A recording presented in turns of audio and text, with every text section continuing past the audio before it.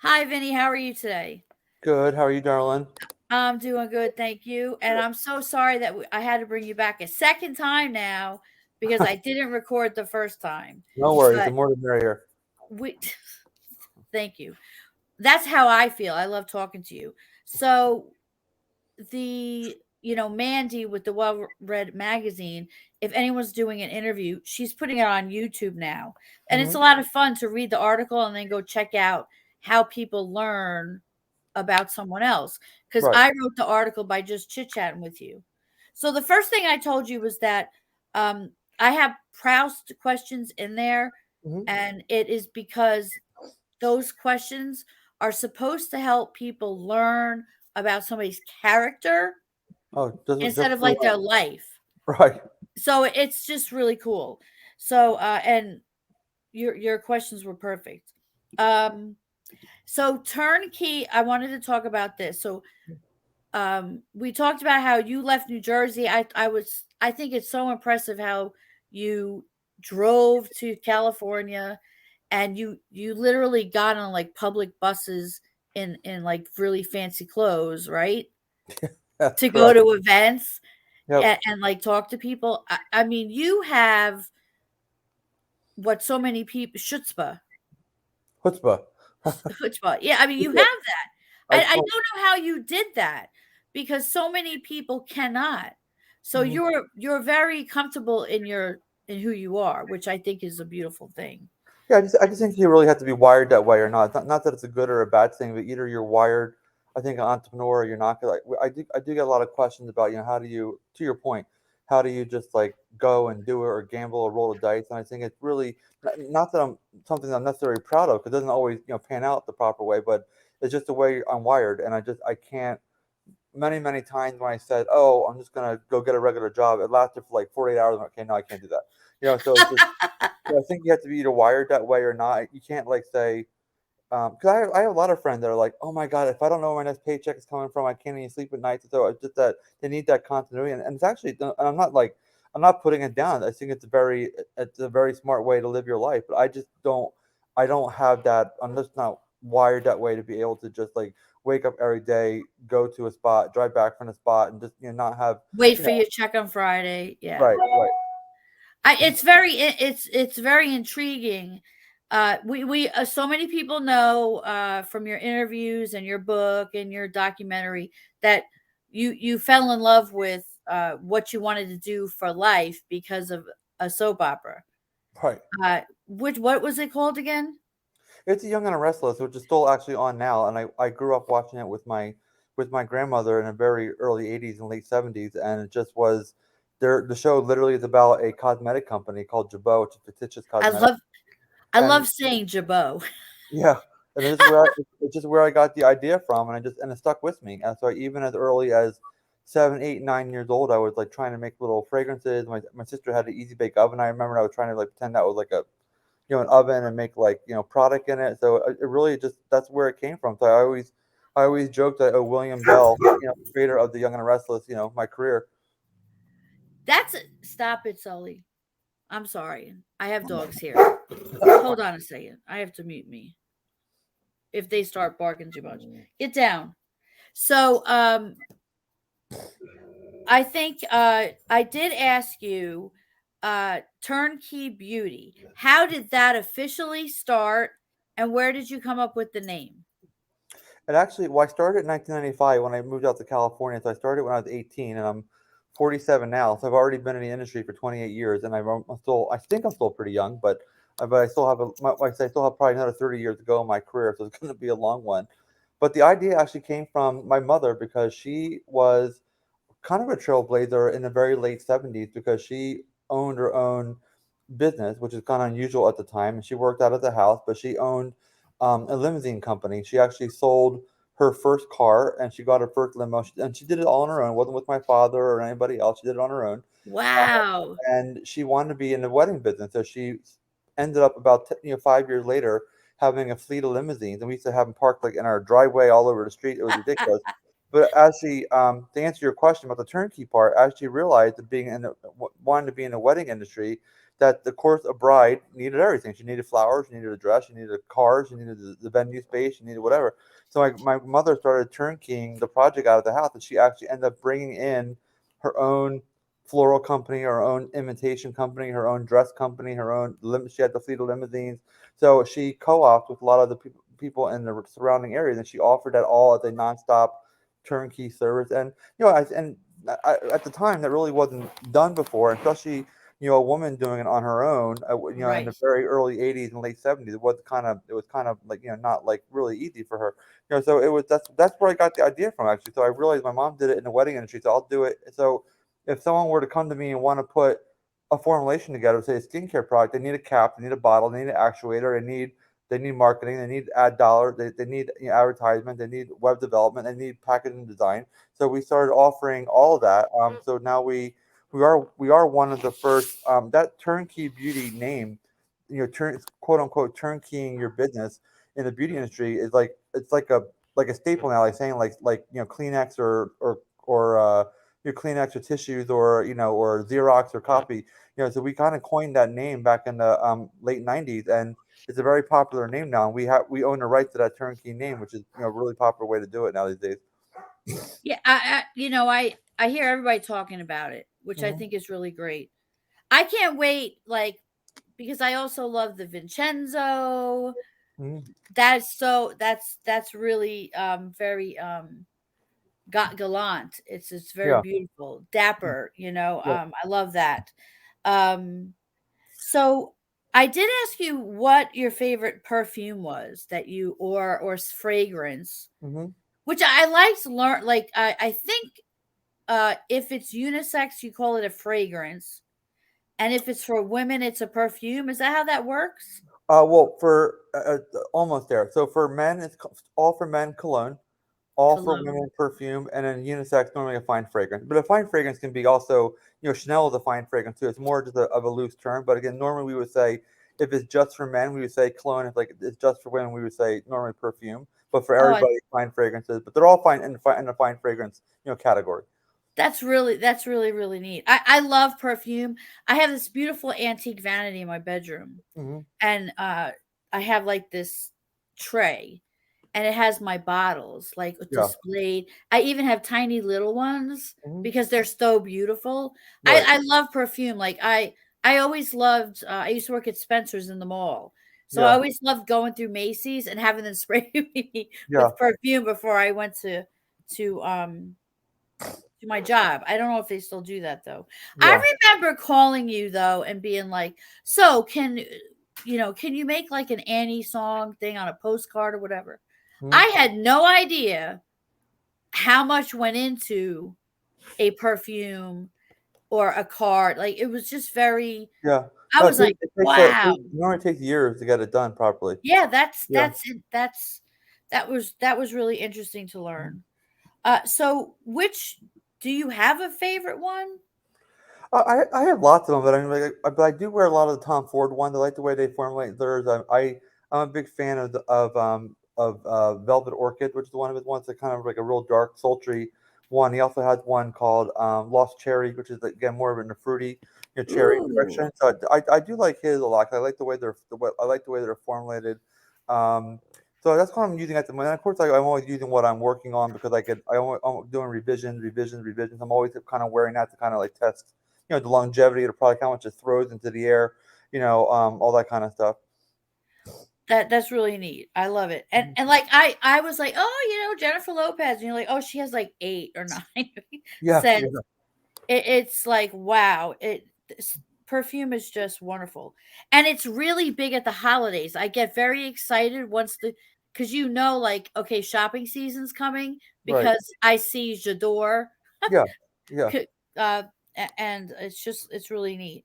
Um what has been the most exciting part for you in your career? Well, it's actually been right now. For again, I've been in it for like I said, 28 years now, and getting the honor to do this fragrance with Judy Garland was amazing and a real honor for me because I did love her growing up. I mean, my whole family was musicians, so I grew up with Ella Fitzgerald, Louis Armstrong, and Judy Garland, and Dean Martin, and Frank Sinatra, and Rosemary Clooney, and Dinah Shore, all the greats, Billie Holiday, Wow. etc. So I was already a very big fan, and then having her estate, trust me with her name and likeness and body of work and legacy was really cool. So it's been for me, it has been the highlight so far of my career doing that for her. And she hangs That up and she hangs on my wall, always looking over me over here. oh, is that a painting? Yeah, so the artist gave me a painting of Judy here when we launched the fragrance, That's be which I love. And that's I have her beautiful. fragrance here right on the you see it right there on the Oh, vanity. you have yeah, you have Yeah, both. yeah, I have the bottle on the right. And yeah, I have to tell you, it was very hard to choose which bottle I wanted. yeah, It, yeah, it so it's like, okay, I'll end up getting the other bottle mhm, because that one's so fancy. But I yeah, wanted the one that said 100 on it, yeah, yeah, yeah, but it yeah, is hard to choose. You had a very exciting moment. Uh, your product, Judy Garland's perfume, was lit at the Empire State Building for the colors and had yeah. the perfume displayed everywhere. Mhm. uh that was really neat. Like I read it like in the news, and what I know I've told you this, but I want everyone to know. One of my friends was in New York City because her daughter does Broadway stuff every once in a while. Right. And I said, please go to Empire State Building Oh yeah, I and remember you take told me that. pictures Yeah, with Fizz stuff. Yeah. So it's just she said it was so cool and she was so glad that I told her about it. yeah, But it's just amazing. You must be very proud of these yeah. That things. was really exciting. And Judy had a she had a connection in New York City. It was like she always said that's where she felt she was at home. Oh, And so of course the Empire State Building was such a big part of the city there. So me and Lorna, her daughter, got to go, and Lorna actually flipped the switch of of changing the Empire State to all the rainbow colors to honor her for her 100th birthday for Over the Rainbow. So it was really exciting because it was and the product right now to this day is that's still the only spot is being sold inside the Empire State Building in the observation deck and in the gift right, shop. right. Yeah, as far as the brick and Oh, mortar that's location. so Yeah, exciting. That's really, really neat. Um, I always think of you because I've always sang Over the Rainbow to my to my dogs. But so they like literally will all come sit on me when I start to sing. yeah, Um and I'm definitely not as good as her. But I also saw that there were displays of windows with the dresses. yeah, yeah. Those that was beautiful too. Yeah. So my husband Roberto, he's a fashion designer and a dressmaker. And one of the things we wanted to do was when we had Judy's launching event in her birthday in Hollywood, we Roberta took seven of her most iconic gowns that she wore in her career and recreated them and kind of put a modern twist on them. So that's what the dresses were. So it was from two of her dresses from Easter Parade, two from Star Is Born, one from Meet Me in St. Louis. So he did a modern interpretation of her most iconic gowns. I think that you guys are the perfect pair to Yeah, market everything because he has the fashion, you have the scent, you have the makeup, you have um the creams, you have all these things. What a perfect match. Like cuz you can create like a whole department store between the two of you. yeah, we could try. Yeah, yeah, I think that's a really cool idea. Um so let's move on to when you found out about Ella Fitzgerald that you were going to do her perfume.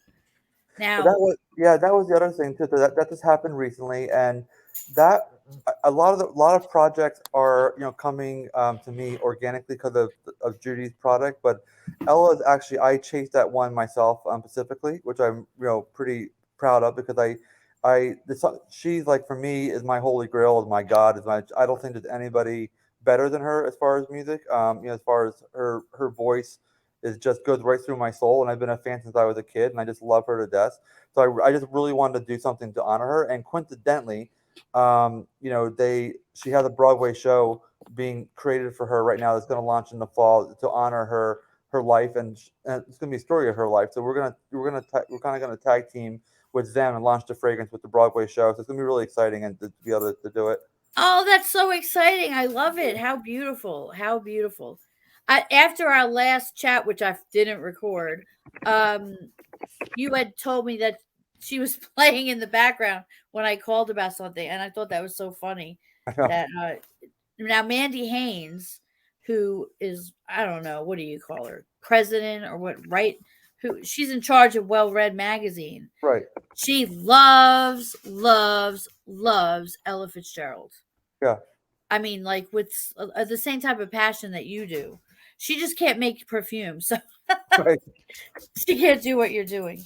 Um, Now I did ask you, how long have you been listening to her, and is there any way that her music inspires the scent? Oh Be- yeah, for sure. I mean, yeah. I mean, everything from mostly. I mean, first we start with the personality of the person. So we really try and do. I just happen to be. I know a lot about her again because I'm a fan. So I kind of know a lot of her history already. But having access to her son, just like we had access to Judy's, three children. We're able to find out, the real stuff about his mother, what she wore, what she didn't wear, what she liked, what she didn't like, even down to what foods, she liked, and all that, and her personality, her body of work, her legacy all goes into the fragrance. I mean, for her being, the queen of jazz and the greatest singer pretty much of all time, and first lady of song, all the things that she had named for her, we really kind of want it to be like a jazzy type of smoky, tobacco, leathery, kind of dark, sultry, fragrance. That's where she shined. She shined in jazz and nightclubs and jazz clubs, and they were all just were, they were gritty and sultry and dark, and so there is a way of taking that, those phrases and make it into a fragrance, which is what I do. that's really beautiful. That's really interesting. I always make little like roll-ons with the essential oils, Yeah, and I love to put sandalwood in everything. So I know I'm gonna love this scent because I like things that are a little gritty, like you say. right, right. Now, it was just like with Judy Garland's perfume, Hmm. or fragrance, excuse me. It was amazing because I put it on. I was talking to Mandy. She said, "Well, what does it smell like?" So I was literally saying it starts with this, and then the next layer is this, but then it ends with this. And then I looked it up, and I was like right on point Right. with the scent. Now, I'm not like that with every scent. So, like, you definitely develop different than other people. Because I did that Yeah. with the J'adore, and I didn't, it was like a scent. Like, it wasn't, I couldn't feel the layers. Uh, Right. so that, I So don't know. it was all just like a blanket. Yeah, I know what you mean. Yeah. Right. So I found that to be very interesting. Okay. So you told me you love Chanel. Hmm. You worked in Paris with Chanel. Is that? I did for a couple of years. I did after I did an internship with them. That they're the ones that kind of taught me how to do, cosmetic chemistry. So Oh, I worked with them for a couple of years, about 18 months actually. That was really exciting. I got to see and meet Jackie Kennedy just a couple weeks before she passed away, and did makeup application on her. So that was an honor of mine too. So oh right at the my very gosh. we're at the very end of her life, unfortunately. But at least I got a chance to meet her and do it though. I adore her as well. We definitely adore the same people, Yeah, which I think is fun. Now, okay, you told me that your two favorite songs were "A Tisket a Tasket" by Ella, and then favorite songs by Ella, and then your other one was the "Bewitched." yeah, It bothered has and bewildered. Yeah, yes, yes, and I ended up listening to both of them, and because I honestly thought I didn't know her music, but then when it came on, I was like, "Wait, I know this music." You yeah, just yeah. forget because times change, and I am someone who starts doing listening to whatever's coming on. Right. I And am that one of those that people. and that song "Tisk to Task" is a perfect example of how just genius she was. That was the very first song that made her a hit. That was her first number one song. She wrote it. She wrote it, scored it. She did the whole thing, and it was about nothing. It was literally about nothing, and it was pre World War II, and it was just like the guys were just getting ready to go overseas, and it was just to make them feel good. It's just about being, just something home, and people always joking around that we don't know where the hell she was, where she was, trying to find this basket from, but she just, it just was part of her. just part of her legacy that she just something that she thought of. She saw it one day. She saw a brown and yellow basket and made a number one, number one hit out of Isn't that crazy? it. Yeah, so it was really about nothing. And she always kind of joked that the song's about nothing, but it's just it's an amazing hit and it's an amazing song. It works. It works. Yeah, Yeah. and it's beautifully. The music is wonderful. Now, you also told me you met Carrie Fisher, or was it Debbie Reynolds? Which one did you meet? No, Carrie. I was at I was in a hospital actually for just a problem that I had going on at the time, and Carrie Fisher had passed away that day. So when I was being checked in, I met Debbie Reynolds in the elevator, going, and I just gave her condolences on her daughter, or whatever, and then a couple hours later, she had passed away. So it was really kind of like I was one of the last people to see her. It was always kind of a weird, Like a spiritual type of feeling, right? yeah. That's very interesting. You carry a wonderful soul, Vinny. Like, I mean, you're like, I always tell everybody, you're one of the nicest people I know. Well, we You're try. just, pardon me? We try. You don't have to try. You just really are. And maybe that's why you are to see these people when you see them. I think it's lovely. Yeah. Cuz I mean, nobody runs into people like you do. I mean, Right. it's just No, that's crazy. true. But actually, I don't know if the viewers are Mel Brooks fans, but it's another encounter I had. But he has a very famous line for one of his movies, a History of the World, where he played the piss boy. He actually was a piss boy during the French Revolution, and he used to be like, so he'd walk around carrying a bucket, and the elites would actually pee in this bucket, and it was obviously a joke, but it was there. So in the movie, his character is like, one of the guys say, "Hey, you look like the piss boy." And he's like, "Hey, you look like a bucket of shit." So that's Mel Brooks like kind of line. So I saw Mel Brooks in the elevator, and this is like 40 years after the movie came out, and I just was everyone was quiet in the elevator, and I looked at Mel Brooks and I said, "Hey, you look like the piss boy." He goes, "Yeah, you look like a bucket of shit." So he knew And then exactly you what were I like, was.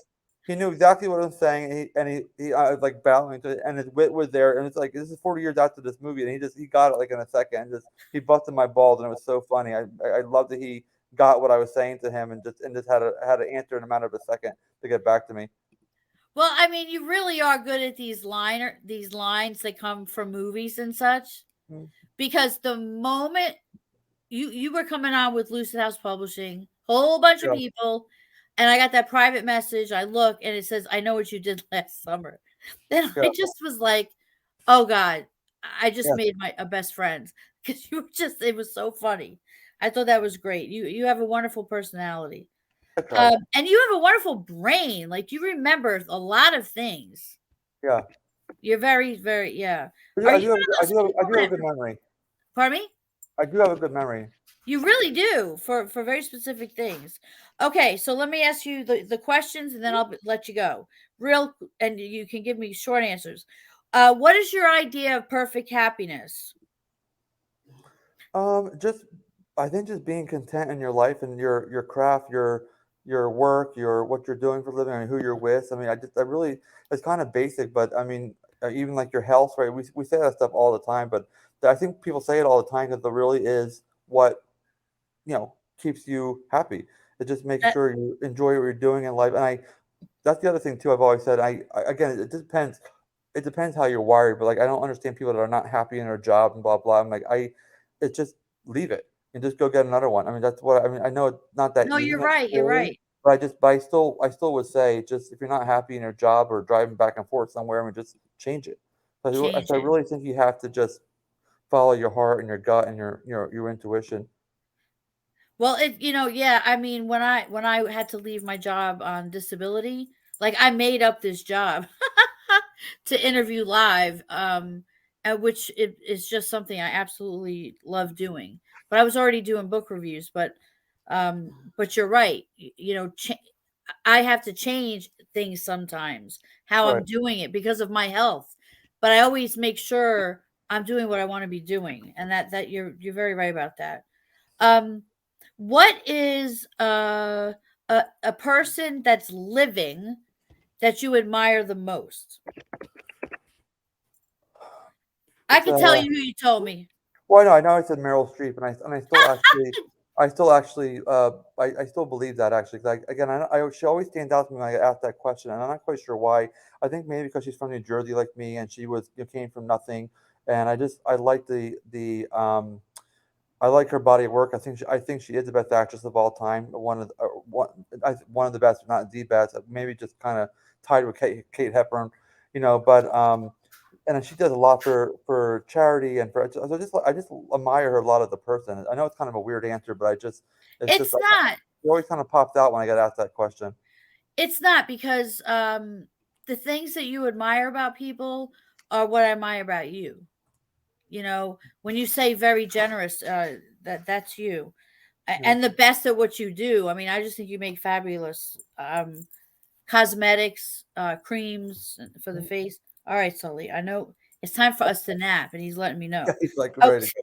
all right, he always says it's time to nap. Uh, what is your greatest extravagance? This is my favorite thing.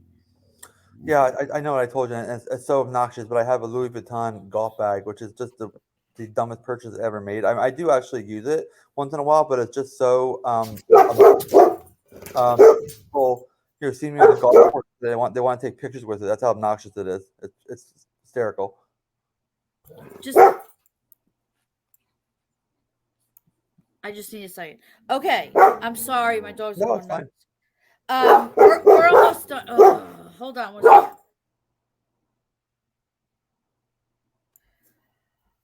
Okay, I'll ask you a question and I'll pause it. I'll mute me.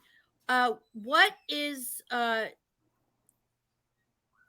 don't you love Louis Vuitton like enough where like you have a jacket, you have suitcases by Louis Vuitton, like Yeah. you adore Louis Vuitton, is that correct? Yeah, that's one of the brands I really like. Yeah, I do like Louis Vuitton and Baccarat Crystal is another one I love. There's a couple little fetishes I have. So they're my two of my favorites. Yeah, I saw you wearing a Louis. I thought it was a Louis Vuitton jacket, and when you have the picture sitting in the car, Yeah, I yeah, might yeah. be wrong, No, but it was, yeah, it was. Yeah, I yeah, like to believe I know fashion stuff. yeah. So, you said the quality that you most love in people is honesty and integrity, hmm and being a Right. man of your word. Yeah, So, I really love that, and you said the same thing for a woman. You yeah, know, yeah. I mean, that really is kind of the crutch of it. It's like if you can't be honest or have integrity, I don't even want to hang out with you because right, so right, many right. people are not. How do you know? Yeah, some people are definitely not honest. You're absolutely right about that. Can you hear me? Yeah. Yeah, Okay. I can hear you good. Oh my gosh, my dogs. But they're actually not that loud. It's okay. Okay, good. Because we have three more questions. That's it. When were you the happiest in your life besides now? Because I, I know like your yeah, wedding was beautiful. I mean, those videos you make are gorgeous. yeah. Every time it's your anniversary, it's so cool to watch your videos. More people in this world need to get to know you. Um, besides now, what was the happiest time in your life? I actually have a very distinctive time, which I always know about, which is my junior year of high school. It was because I joined the choir, I was in the band, I was in this drama club. We started putting on, the shows, and just was just really the best times with a whole group of friends hanging out and doing these shows together in a choir and traveling together. It was just really, really, really fun. And when I go back to like my favorite time, that one year sticks out to me all the time. It just was really, really, and also it was the first year where I had a friend of mine who was a graphic designer that she sat down with me like when we were 15 years old and started developing a fragrance bottle for me. She's the first sketch I ever did was from her, and I still have that bottle sketch today, and I'm still gonna use it when I finally get my own fragrance on the market for myself. That's really exciting. Do you speak to her still? I do, we do. You're you're you're amazing. You're a very good friend. What is your most marked characteristic?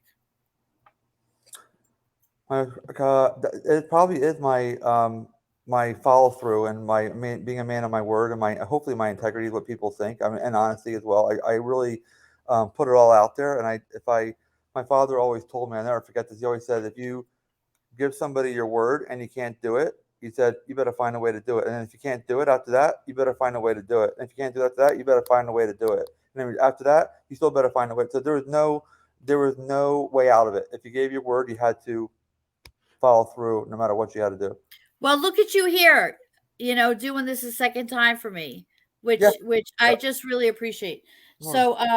So my last question, what is your most treasured possession?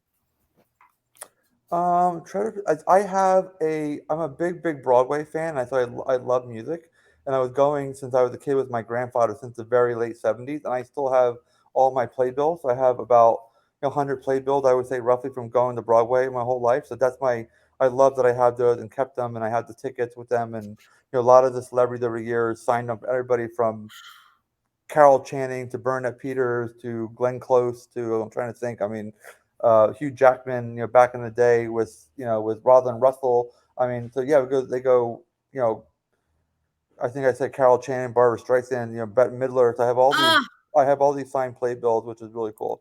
that's amazing. Yeah. Bernadette Peters, I was there for her 80th birthday, Mm-hmm. so outside waiting for my friend's daughter to come out. Yeah. And they came out and handed out cake to everybody. Oh, nice. So it's Yeah. like, I had a Bernadette Peters birthday cake. I Yeah. was so I excited. saw her in Gypsy. She was great. Oh my God, that must Yeah. be wonderful. I love her. Now, there was a really cool thing that you said at the end. I said, what do you wish people asked you on an interview that they don't ask you? So I'm going to ask you that Mhm. question. Yeah. How are you doing, Vince? Yeah, I'm doing good. That was the question. I'm doing good actually. Like Good. I always say that because you never know. Like it's like I always go back to that Meghan Markle interview I guess where she broke down in Africa a couple of years ago because there's like all this shit was going on with her, and just like the guy just like just how you doing and she's like well no one has asked me that and and she's like I'm not that good actually and she started unpacking everything. I mean I know she's not a big fan of a lot of people, but I'm not really a big fan of her either. But I'm saying, but just it was that kind of always triggered like, oh, it's a good point that no one really ever asked that question. Yeah, that is a very good question, and you're right. And I have made sure that I will be adding that to all of my interviews. Mhm. So I'll be Yeah, doing 'cause that. it's one of those ones to kind of just get in there and get right to your right to the purse strings. Right. And I'm Yeah, someone who likes to know the person, yeah. so I think that's very interesting. Well, Vinny, I appreciate you taking the time to talk with Of us. course. You are in the magazine starting today, February Mhm. 1st, like page 156 or something. But we talk about your book, which I love. You be able to send it to me the article. I'm definitely going to send Good. you the article. You're Okay. going to love it. And then we talk about your movie, which you can watch online Mhm. to stream, and you could do a watch party and chat with your friends on the side. It's a lot of Yeah, fun. yeah, it's And fun. your story is fabulous, Vincent. So Mm. thank you for sharing, Of your course. life with the world. I Thanks think for it's having me amazing. again. Yeah, again, I Okay. know. Hopefully, well, look, you'll talk to me again eventually. No, exactly. Well, thank you very much. I really appreciate it. And I'm going to Of let course. you go. Okay. All right. Have a wonderful day. And thank you for interviewing for Okay. Annie's Antics at Well Read Magazine. You got it on. Thank you again. Appreciate it.